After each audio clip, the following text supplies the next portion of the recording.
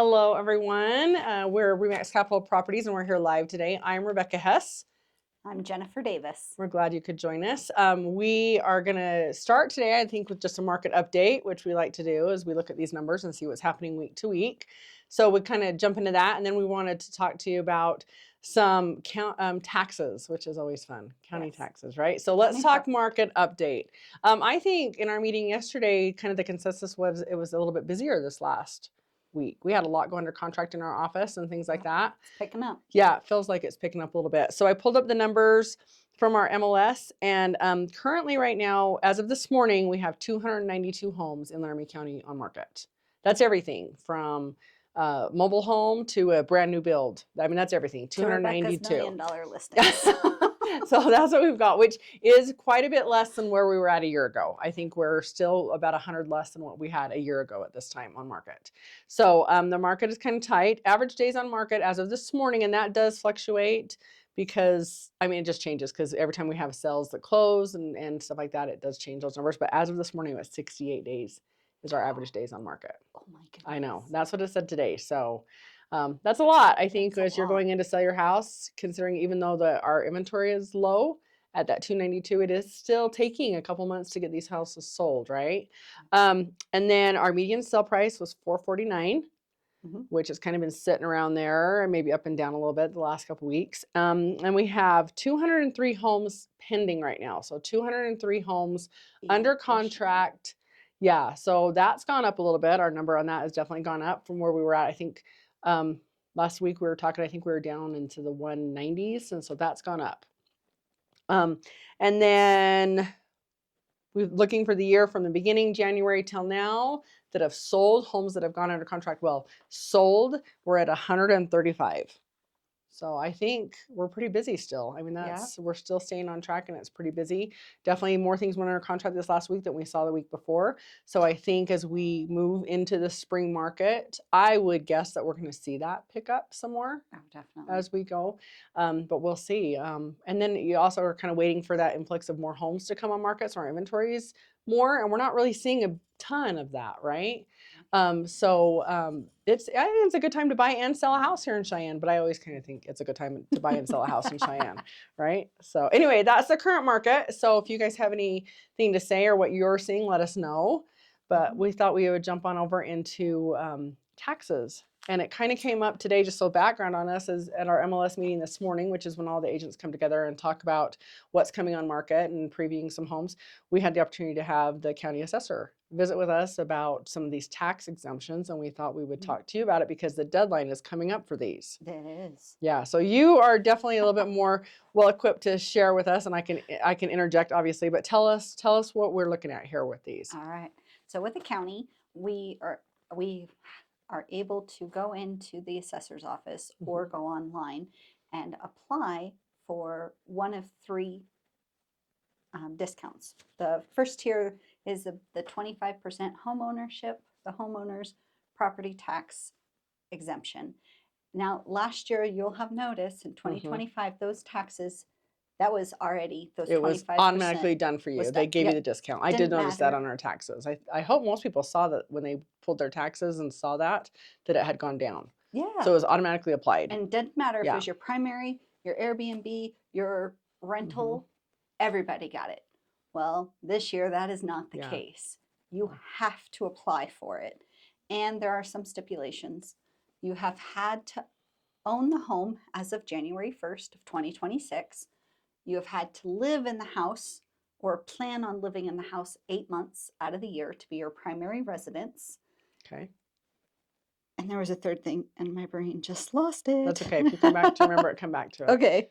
Okay. And that's for the home ownership discount. Yes, which is 25%. Okay. Okay. So the second option is if you have lived in your home for a while or you have paid income tax into Wyoming for over 25 years and you are over the age of 65, you can actually qualify for a 50% discount. Wow, I didn't realize it was that high. Yeah. That's amazing. They call it the long-term homeownership tax exemption, and the 25% discount you can apply for online. But with the 50% long-term homeowners, it has to be in person Okay. at the assessor's office. Okay. And I'm assuming you go down to the assessor's office and you fill out something and have to prove age or whatever it is, right? Yep. You need to show them that your ID, showing them that you're over 25, or excuse me, 65. Yeah. And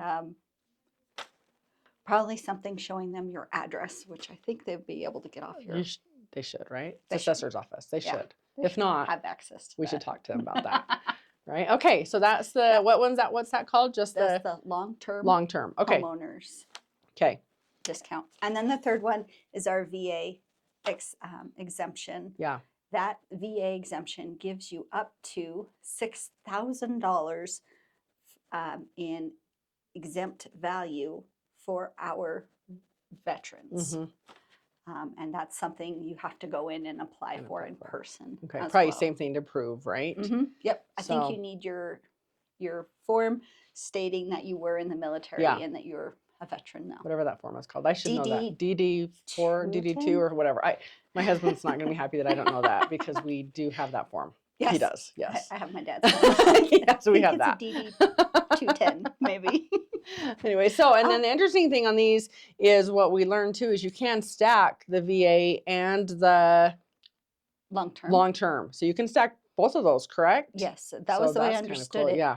I think we might be able to also stack the 25% and the VA. And the VA. But you can't stack the other two. No, they aren't stackable.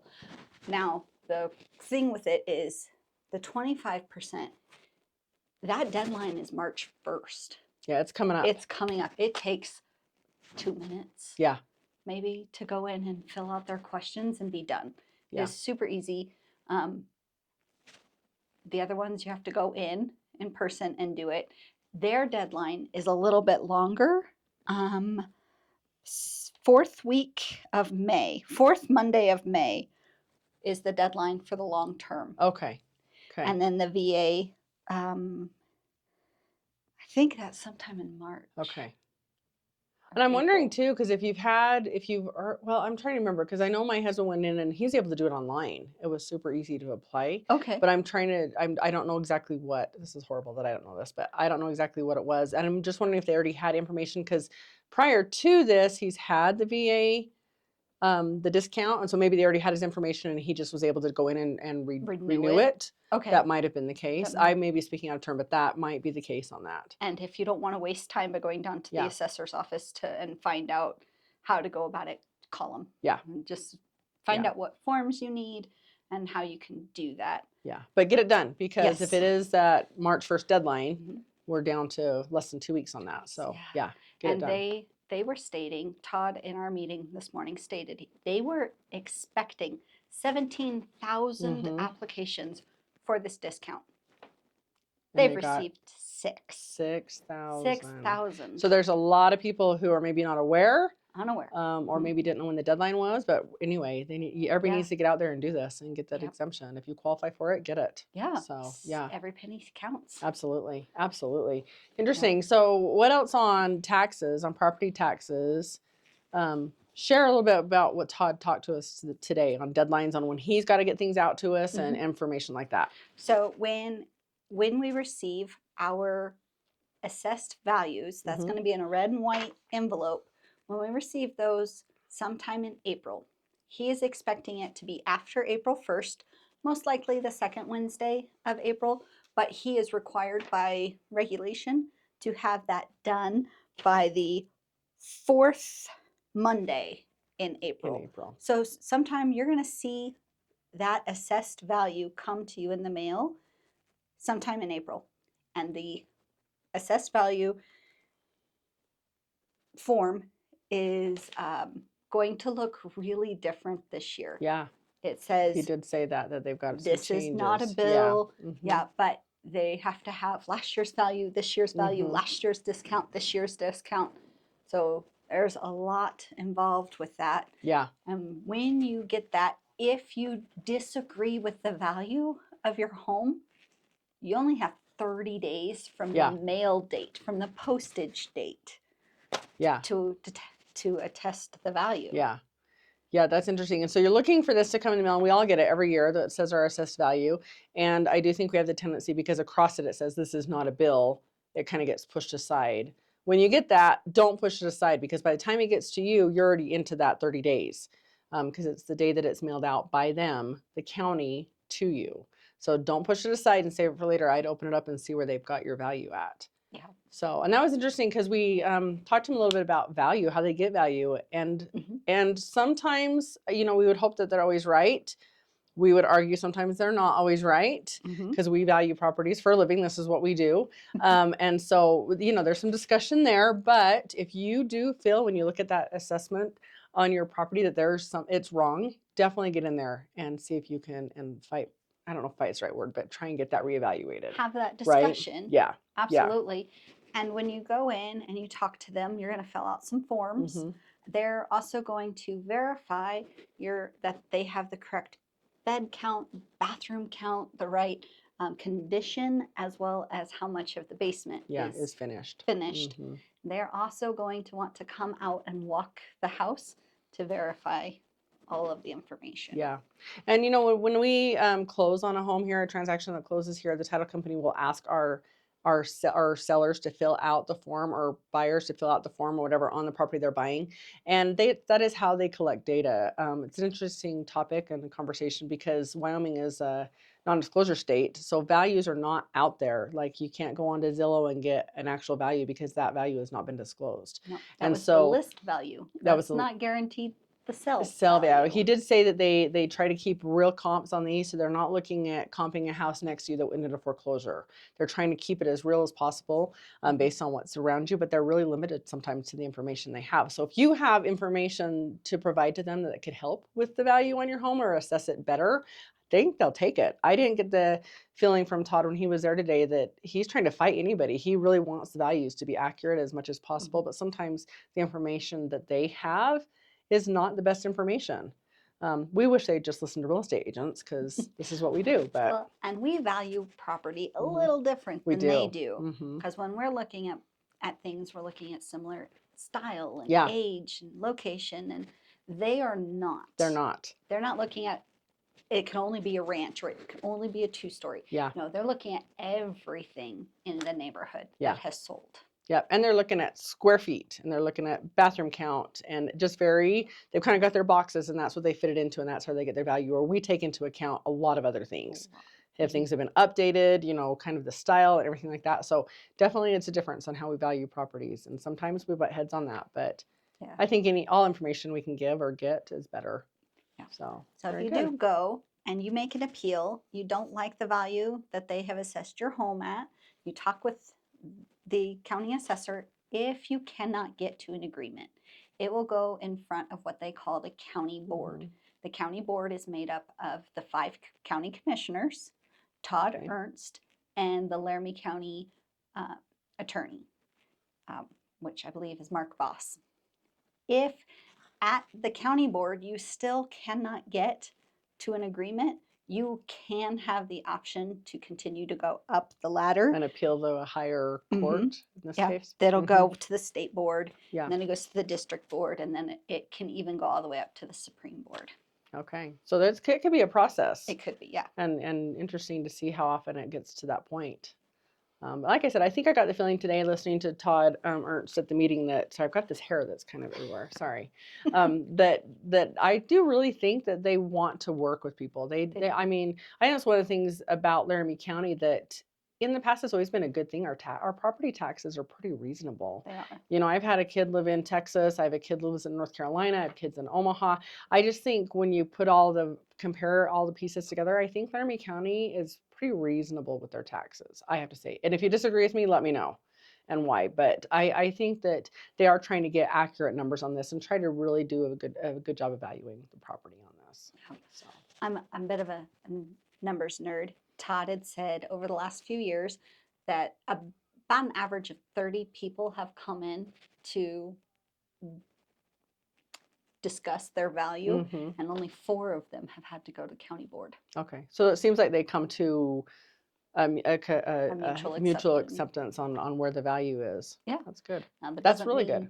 That doesn't mean that you always get your way. That just means that they made an argument, one side or the other, and then the other party Yeah. agreed.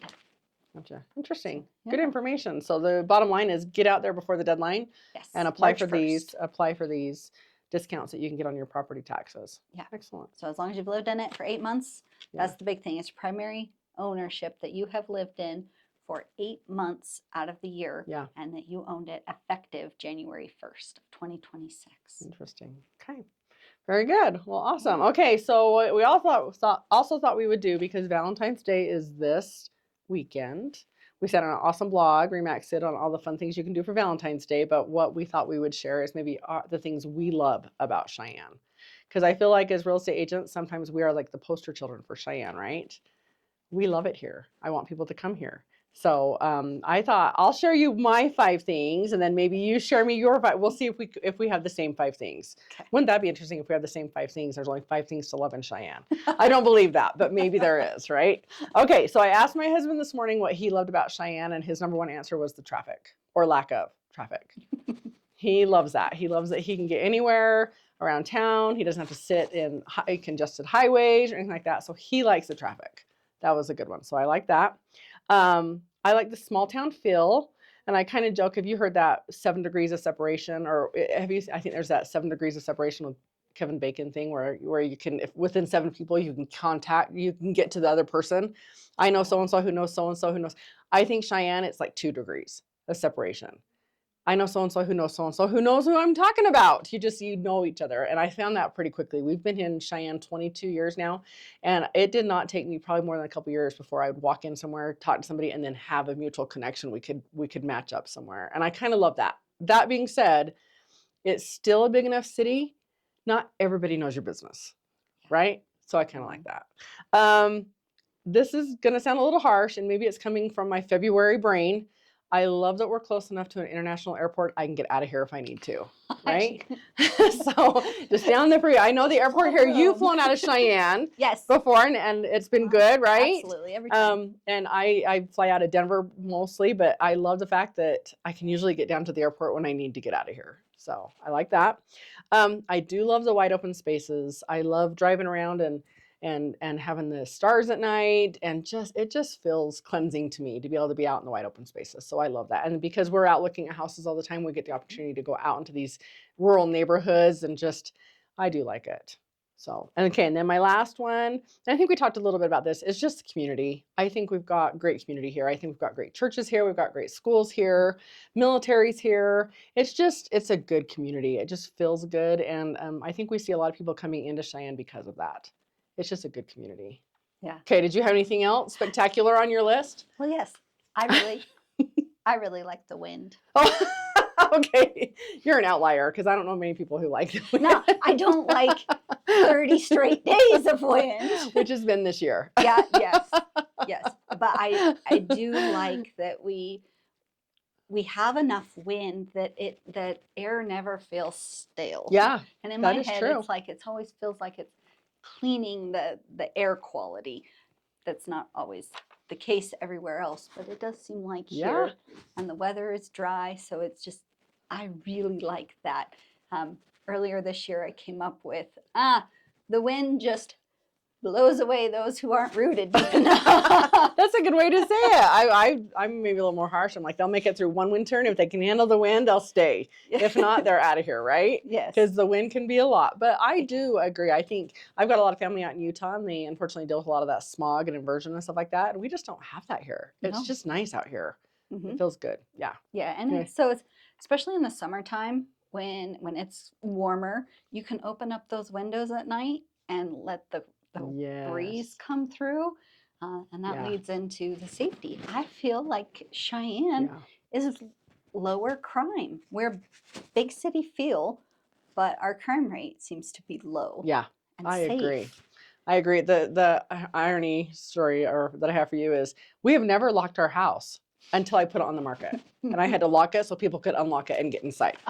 Right? Because we've never locked our doors. We just don't do it. And I started laughing about that as we were hooking up the lockbox. I'm like, oh, we have to find a key. We don't lock our house. So yeah, I do agree with you. I think it's safe. It's nice. Yeah. I had sellers earlier this year, exact same thing. I was like, all right, can I get a key? And they're like, we don't have a key. We need a key. Yep. We Yep, can't just for leave it sure. unlocked. That's funny. Um, I love so it. yeah, the wind, the safety, the accessibility. Uh-huh. We have I-25 and I-80 that intersect right in the southwest portion of the city. Just makes it super easy to jet over to Utah Yep. or go down to Denver. Don't know why you would want to, but you go through Nebraska. Sorry, Nebraska. So just the accessibility Yeah. of how easy it is, especially then our roads, getting around our roads. That leads a little bit into the traffic, I think. Yeah. That it Yeah. just, it's super easy to It is. get around Cheyenne. I always joke around. I was like, I'll be there in 15 minutes. It doesn't matter where it is. I'll be there in 15 minutes. Absolutely. For sure. That's for sure. Right? And then the community. Our community is the most giving and most trusting place Yeah. that I've ever come across. We still honor the handshake deal. Yeah.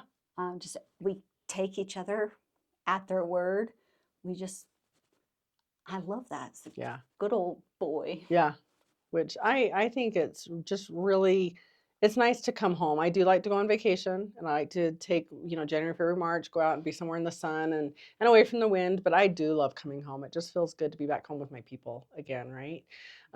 We raised our kids here, and I can say honestly, when we came to Cheyenne 20, I think it's 22, 23 years, my husband needs to correct me. I really thought we were out of here after seeing it and realizing there was not very many trees and there was a lot of wind. I thought we're done. But we just have fallen in love with that. We loved raising our kids here. We loved the schools, the sports they were involved in. Our church community has been wonderful.